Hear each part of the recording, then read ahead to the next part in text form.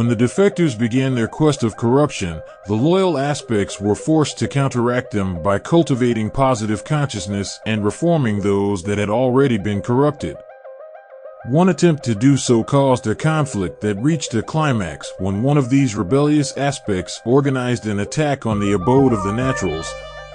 This incident set in motion a sequence of events that leads to where we are now. For the attack only succeeded in damaging the home of the naturals and causing a temporary displacement. It did not succeed in attaining the power hoped for by the rebellious one because the naturals did not fear these defectors. So this rebel had to be banned from higher states along with 1/3 of the aspects who joined him. So, they were restricted to only the most terrible realms. Those planets with desolate landscapes, the harshest of conditions, and terrible creatures roaming freely. The army of few remains trapped in these hellish realms via time. For there was no concept of time before the rebellion. But after the rebellion, there arose a need to calculate the end of the rebels' influence within the ultimate. So Kulam ensnared these negative energies and confined them to Earth, which is also a realm reserved for defectors. However, the army of few have devised a grand illusion on Earth. It is their version of eternity, full of false delight, temporary joy, and constant temptation. Then the army of few began to enter into corrupt treaties with life forms that wanted to use the planet and its resources, including humans, for their own purposes. Many beings were promised that the Earth would be theirs one day. All were lied to. This led to much conflict in, on, and above this planet. Therefore, the original aspects were forced to intervene and make corrections to their past, which is our present, in order to correct their present, which is our future.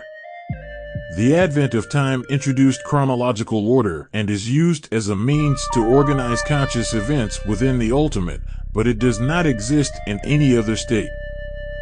There is a universal clock located on Earth at the Giza complex, placed there to count down the days of the defectors who were cast out. However, only Kulam could decipher the clock. For no being knew the full extent of the pyramid's capabilities. No man, no aspect, no defector, yet all played a role in the construction of these stone mountains. And all had their own reasons for entering the peace treaty that led to its construction.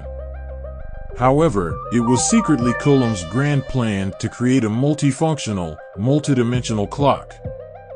So time is used to trap these rebellious beings, who then use time to trap aspects in a fabricated illusion, until it is too late and they are cast into nothingness.